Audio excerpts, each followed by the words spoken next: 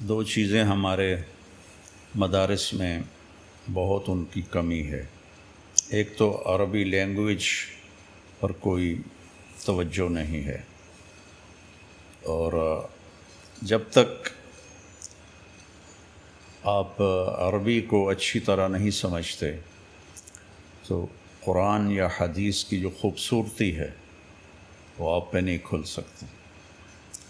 تو اس لیے میں وہاں رائمنڈ میں اپنے ذوق سے میں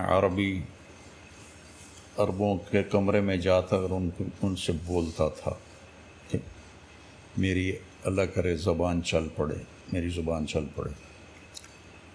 تو مجھے اس کا بہت فائدہ ہوا۔ جب میں عملی میدان میں آیا تو عربوں میں جا کر اللہ تعالیٰ نے مجھ سے بہت کام لیا، اور سارے عرب حیران ہوتے تھے کہ یہ